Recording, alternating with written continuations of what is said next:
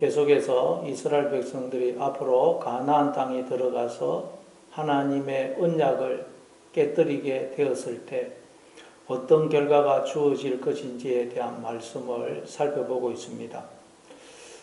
우리가 하나님과 언약을 맺었다는 말은 쉽게 말해서 하나님과 우리가 결혼을 했다는 말입니다. 결혼은 사랑하는 사람과 행복하게 살기 위해서 하는 것입니다. 그러기 위해서는 부부가 서로 사랑해야 됩니다. 즉 서로 마음을 맞추어서 모든 것을 함께 해야 됩니다. 그러나 부부가 마음이 맞지 않아 서로 각자 따로 산다면 또는 불륜을 행한다면 그 결혼은 불행해질 수밖에 없습니다. 마찬가지로 하나님과의 결혼 생활인 우리의 신앙 생활이 행복하기 위해서는 하나님과 우리가 서로 사랑하고 마음을 맞추어야 됩니다. 그래서 모든 것을 함께 해야 됩니다. 그런데 하나님은 언제나 우리를 사랑하십니다. 우리를 향한 하나님의 사랑은 언제나 변함이 없습니다. 하나님은 언제나 나만 바라보시고 나만 생각하시고 나를 위하시고 나로 인해 기뻐하십니다. 그런데 문제는 우리는 틈만 나면 엉뚱한 것을 바라보고 엉뚱한 것을 더 사랑하고 엉뚱한 것에 마음을 빼앗깁니다. 나 중심적으로 살아갑니다. 그래서 우리가 하나님과의 결혼 생활에 충실하지 못하면 어떤 결과가 주어질 것인지, 그리고 하나님은 그런 우리에게 어떻게 하실 것인지에 대해서 말씀하시는 것입니다. 그럼 우리가 하나님과의 결혼 생활에 신실하지 못하면 어떻게 되는지, 그리고 하나님은 그런 우리를 어떻게 하시는지 살펴보도록 하겠습니다. 27절입니다. 너희가 이같이 될지라도 내게 청종하지 아니하고 내게 대항할진대. 앞에서 이스라엘 백성들이 하나님과의 언약을 깨뜨리게 되면 어떤 결과가 주어질 것인지에 대해서 말씀을 했습니다. 하나님이 7배나 더 재앙을 내리시고 덜 짐승과 연병과 기근을 보내실 것이라고 했습니다. 그런데 이렇게 해도 우리가 하나님을 청종하지 아니하고 하나님을 대항하면 하나님이 어떻게 하시느냐? 우리처럼 나는 네가 이런 인간인 줄 몰랐다. 너하고 나하고는 도저히 안 맞다. 그러니 이혼하자. 그러실까요? 아니면 하나님이 일방적으로 우리를 버리시고 떠나실까요? 아닙니다. 성경을 통해 하나님이 끊임없이 우리에게 하시는 말씀은 나는 결코 너를 버리지도 떠나지도 않을 것이다 라는 것입니다. 여호수아 1장 5절입니다. 내가 모세와 함께 있었던 것 같이 너와 함께 있을 것임이니라. 내가 너를 떠나지 아니하며 버리지 아니하리니 강하고 담대하라. 예수님도 성전하시면서 내가 세상 끝날까지 항상 너희와 함께 있으리라 그렇게 약속하셨죠. 내가 어떤 모습 어떤 처지에 있다 할지라도 하나님은 영원토록 나와 함께 하신다는 것입니다. 하나님은 반드시 나와 맺으신 언약을 지키신다는 것입니다. 그럼 우리가 언약을 깨뜨리면 하나님은 어떻게 하실까요? 우리가 하나님과의 결혼 생활에 충실하지 않으면 하나님은 어떻게 하실까요? 도대체 28절입니다. 내가 진노로 너희에게 대항하되 너희의 죄로 말미암아 7배나 더 징벌하리니. 그래도 우리가 하나님과의 언약을 깨뜨리고 하나님을 청종하지 않으면 하나님께서 진노로 우리를 대하실 것이라고 하십니다. 아니 창조주 하나님이 진노하시면 누가 그 앞에 설 수가 있겠습니까? 피조물인 우리가 어떻게 진노하시는 하나님 앞에 나갈 수가 있겠습니까?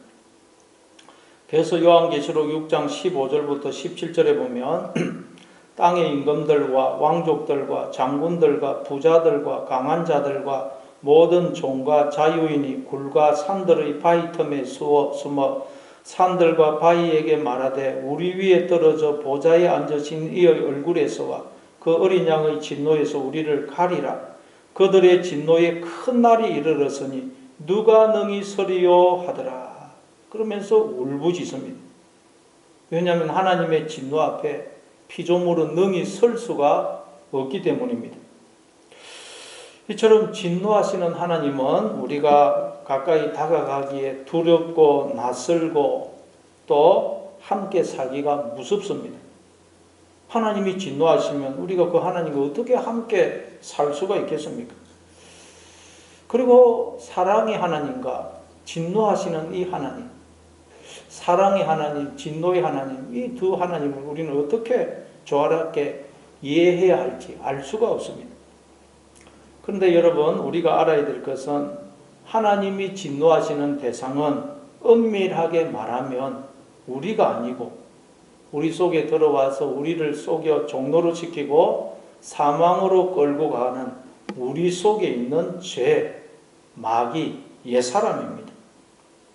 그래서 너희의 죄로 말미암아 7배나 더 징벌하리니 그러는 것입니다. 로마서 1장 18절에도 보면 하나님의 진노가 불의로 진리를 막는 모든 사람들의 모든 경건하지 않은가 불의에 대하여 하늘로부터 내려오나니 그러죠. 하나님의 진노가 우리 사람들 속에 있는 불경건과 불의에 대해서 나타난다는 것입니다. 우리가 아닙니다. 만약 자녀가 학업이나 어떤 이유로 인해서 타지에 가서 혼자 생활하고 있는데 양아치나 불량배들이 괴롭힌다, 자녀를 해코지한다. 그러면 자녀를 사랑하는 부모라면 어떻게 하겠습니까? 자녀를 괴롭히는 그 자들에 대해서 분노하고 징벌할 것입니다. 끝까지 자녀를 이게 손을 못 대도록 끝까지 징벌하고 혼을 내줄 것입니다. 그때 자녀는 부모가 진노하는 모습을 보고 야, 우리 부모님은 가까이 해서는 안 되는 너무 무서운 분이구나. 그렇게 생각하지 않습니다. 오히려 자녀는 부모의 그런 모습을 보고는 야, 부모님이 정말 나를 사랑하시는구나 하는 것을 알고 더 부모를 존경하고 신뢰하고 또 안심하게 될 것입니다. 마찬가지입니다. 하나님은 우리를 너무도 사랑하시기 때문에 우리를 속여 종노릇 시킬 뿐만 아니라 사망으로 끌고 가는 우리 속에 있는 이 죄에 대해서, 옛사람에 대해서 무섭게 진노하시는 것입니다. 절대 그냥 두지 않으십니다. 이 세상에서 하나님의 자녀인 우리를 속이고 해코지 않은 것은 그 어떤 것이라도 하나님이 절대 용서하지 않으십니다. 무섭게 진노하십니다. 그런데 원수인 죄가 우리 속에 있기 때문에 옛사람이 나와 하나로 붙어 있기 때문에 우리는 하나님의 진노를 마치 나한테 하시는 것처럼 오해하는 것입니다. 그러나 하나님의 진노는 나를 향한 것이 아니고 우리 속에 있는 죄를 향하는 것입니다. 그래서 우리에게서 그 죄를, 더러움을 제거하고 씻으시는 것입니다. 그래서 여기서 징벌을 하다가 야사하는데 정확하게 번역하면 징계하다입니다. 징계하다. 히브리서 12장 5절 6절입니다. 내 아들아 주의 징계하심을 경히 여기지 말며 그에게 꾸지람을 받을 때에 낙심하지 말라.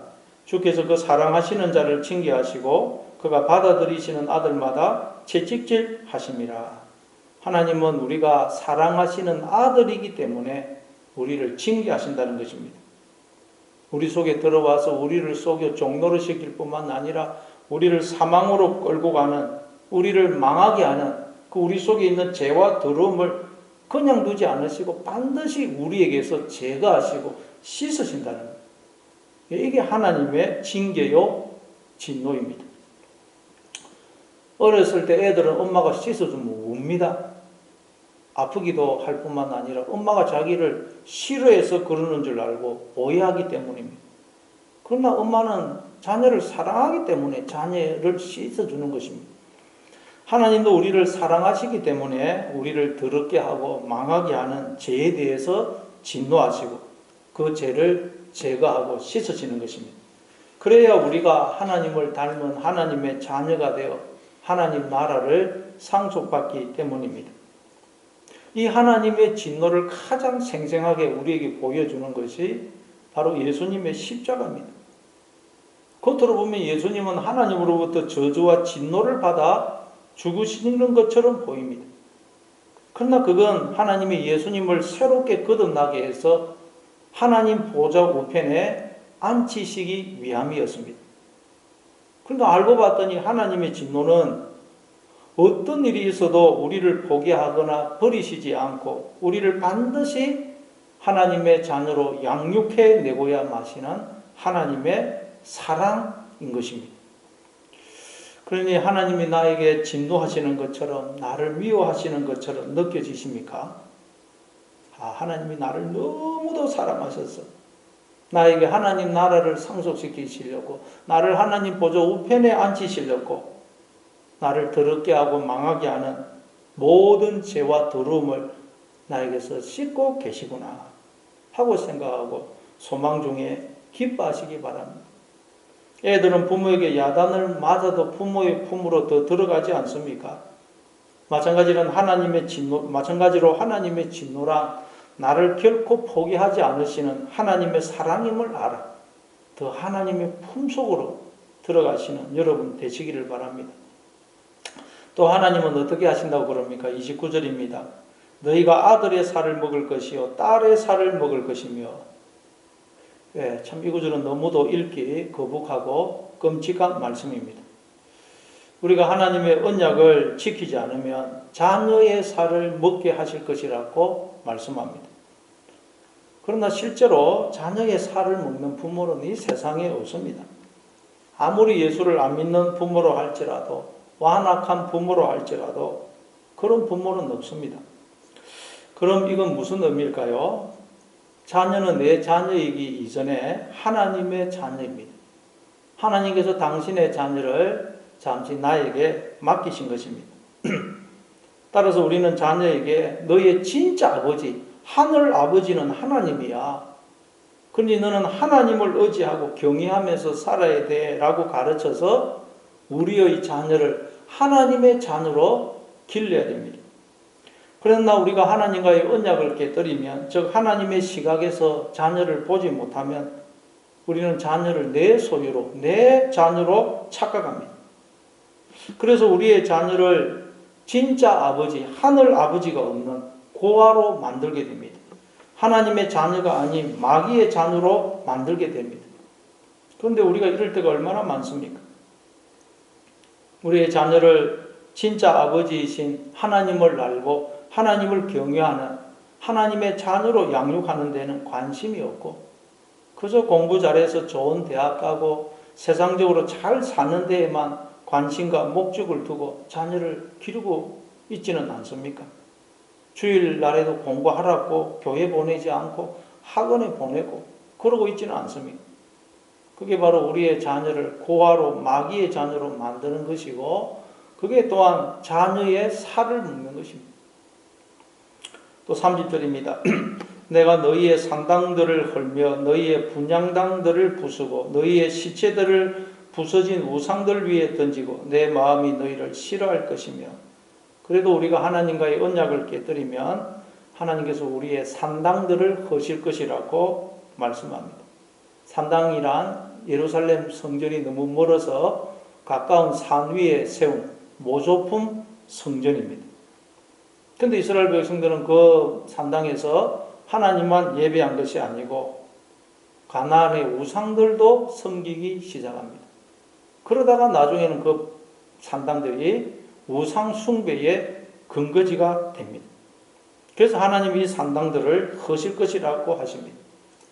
고린도전서 3장 16절에 보니까 너희가 하나님의 성전인 것과 하나님의 성령이 너희 안에 거하시는 것을 알지 못하느냐 그렇게 말씀하죠. 우리가 하나님이 거하시는 성전입니다. 하나님의 집입니다. 그러나 우리가 언약을 깨뜨려서 하나님이 거하시는 성전이어야 될 우리의 마음에 온갖 세상 것들을 들어놓아서 산당이 되어버리면 하나님이 산당이 되어버린 우리의 그 옛 마음을 허시겠다는 것입니다.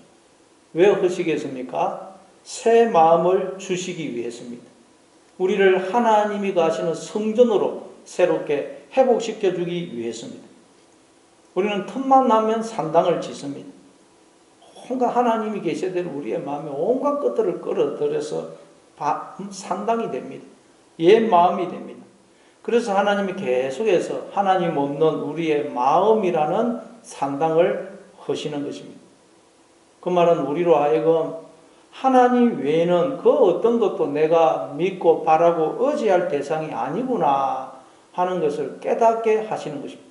그래서 우리를 오직 하나님만 바라보고 의지하도록 만드시는 것을 말합니다. 또 우리의 분향단들을 부수시겠다고 말씀합니다. 이 분향단들은 우상을 섬기기 위해서 만든 것으로 이 분향단은 항상 불이 타오르는 제단을 말합니다. 아론의 두 아들 나답과 아비후가 하나님이 명하시지 않은 불을 담아서 분향을 함으로 죽임을 당하죠. 그러니까 하나님이 이 분향단들을 부수시는 것은 이 분향단에 하나님이 명하시지 않은 다른 불이 타오르고 있기 때문입니다. 그러면 하나님이 명하신 불은 어떤 불이며 명하시지 않은 불은 어떤 불일까요? 야고보서 3장 6절입니다. 혀는 곧 불이요 불의의 세계라. 혀는 우리 지체 중에서 온몸을 더럽히고 삶의 수레바퀴를 불사르나니 그 사르는 것이 지옥불에서 나느니라. 여기 보니까 혀는 곧 불이요 불의의 세계라 그럽니다. 혀라는 것은 말, 언어를 가리킵니다. 그러니까 말이라는 것은 불이라는 거예요. 따라서 우리는 말을 할 때마다 불을 토해내는 것입니다. 그런데 말은 우리의 마음에서 나옵니다. 마음. 그러니까 우리의 마음은 불이 타오르고 있는 재단인 것입니다. 그런데 우리가 하나님을 청종하지 않게 되면 우리의 마음에는 하나님이 명하시지 않은 불, 즉 지옥불이 타오르게 된다는 것입니다.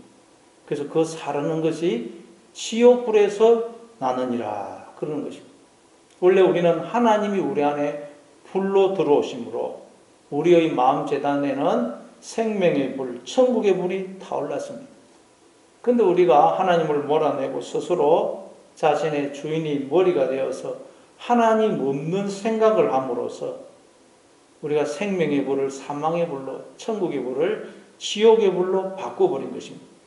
그러니까 우리가 지금도 하나님의 말씀을 따라 바르게 생각하지 않으면 우리의 마음 재단에는 지옥의 불이 타오르게 되고 우리가 입을 열어서 말을 할 때마다 우리는 지옥의 불을 토해내게 되는 것입니다.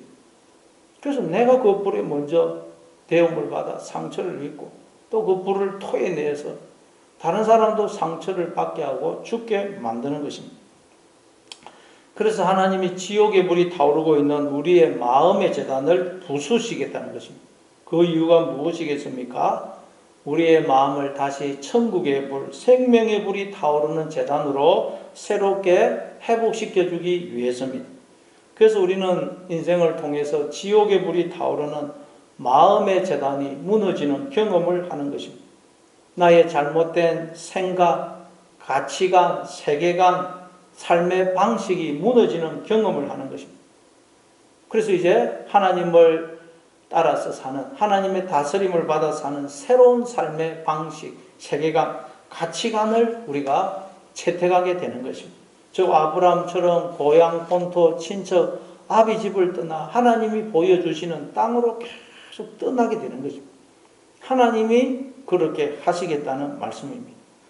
그러니 날마다 내가 주인이 되어 내 마음대로 살던 삶의 방식, 가치관, 세계관, 즉 애굽을 떠나 하나님의 세계를 향해 계속 여행을 하시는, 길을 떠나시는 여러분 되시기를 바랍니다.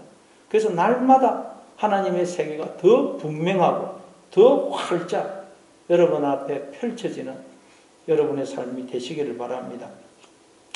또 31절입니다. 내가 너희의 성읍을 황폐하게 하고 너희의 성소들을 황량하게 할 것이요 너희의 향기로 냄새를 내가 흠량하지 아니하고 우리의 성읍들과 성소들을 황폐하게 할 것이라 그래요. 성읍 그리고 성소란 우리의 이 단단한 자아와 잘못된 생각, 가치관, 세계관을 가리킵니다.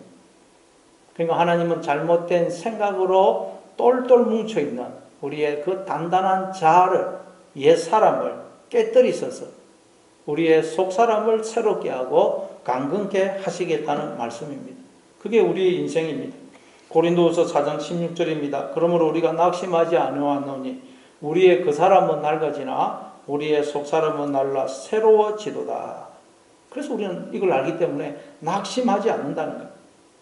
그러니 어떤 환란이 오더라도 어떤 이해할 수 없는 일을 만나더라도 어떤 어려운 문제가 주어지더라도 하나님이 나를 복의 자리, 영광의 자리에 세우시려고 나의 옛사람을 무너뜨리시고 나를 새롭게 하고 계신다.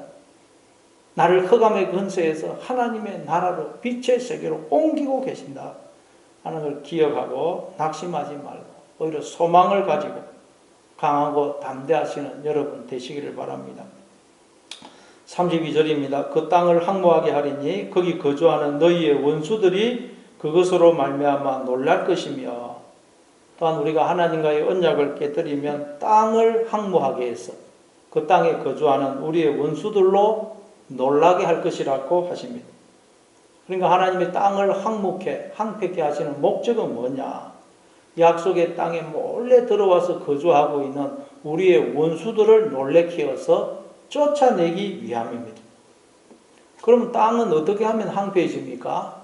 하늘에서 비가 내려오지 않으면 땅은 황폐해집니다. 그러니까 땅을 황폐케 한다는 말은 하나님이 우리로 하여금 나는 내 힘과 지혜와 능력으로 사는 것이 아니고 하나님이 하늘에서 비를 내려주심으로, 즉 하나님이 은혜와 사랑과 복을 베풀어 주심으로 내가 사는 것이구나 하는 걸 깨닫게 해서 우리 속에 몰래 들어온 우리의 원수, 교만을 쫓아내시겠다는 말이에요. 그래서 우리가 인생을 살다 보면 계속해서 놀랄 일이 일어나는 것입니다.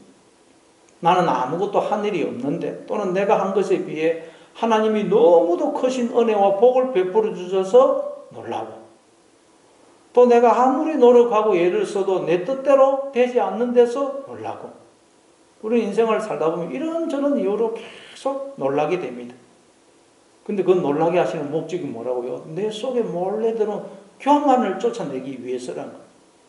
그래서 그러니 인생을 통해서 겪게 되는 그 놀람들을 통해서 모든 것은 하나님의 은혜구나, 나는 하나님의 전적인 은혜로 사는 것이구나 하는 것을 깨달아 더 겸손히 하나님을 바라보고 의지하시는 여러분 되시기를 바랍니다. 33절입니다. 내가 너희를 여러 민족 중에 흩을 것이요 내가 칼을 빼어 너희를 따르게 하리니 너희의 땅이 항모하며 너희의 성읍이 항모하리라. 그래도 우리가 하나님께 언약을 깨뜨리면 우리를 여러 민족 중에 흩으실 것이라고 하십니다. 여러분, 모여야 힘이 생기고 세력이 형성됩니다. 모여야 강해집니다. 그러나 흩어지면 약해집니다. 불도 장작을 모아야 활활 타오르지 흩어버리면 꺼지지 않습니까? 그러니까 하나님이 우리를 흩으신다는 말은 우리를 약하게 하시고 낮추실 것이라는 말씀입니다. 그래서 우리로 하여금 오직 하나님만 의지하게 하시겠다는 말입니다. 하나님은 사도 바울로 하여금 하나님만 의지하도록 하기 위해서 몸에 가시를 주시죠. 몸에 가시가 있으니 약해질 수밖에 없습니다. 긴 쇠꼬챙이란 뜻입니다. 스콜로, 긴 쇠꼬챙이가 몸에 박혀 있으니 얼마나 약해지겠어요. 제대로 움직이지도 못하고 하나님의 사도 바울을 흩어버리신 것입니다. 사도 바울은 하나님께 이 가시 좀 제거해 달라고 3번이나 기도했습니다. 그랬더니 하나님은 내 은혜가 내게 족하도다. 이는 내 능력이 약한 데서 온전해짐이라 그러죠. 사도 바울은 이 놀라운 진리를 깨닫고는 그때부터 기뻐함으로 자신의 여러 약한 것들에 대해서 자랑했다고 말씀합니다. 왜냐하면 약해야 하나님만 바라보고 하나님만 의지하게 되고 그때 하나님의 능력이 우리에게 임하게 되고 하나님의 능력이 나를 통해서 나타나기 때문입니다. 그러니 하나님이 여러분을 흩으실 때, 약하게 하실 때, 낮추실 때 하나님이 나로 하여금 하나님만 의지하게 해서 하나님의 능력을 나에게 주시려고, 하나님의 나를 통해서 당신의 능력을 나타내시려고 그러시는구나 하는 걸 알고 또 주님을 바라보고 의지하시는 여러분 다 되시기를 바랍니다.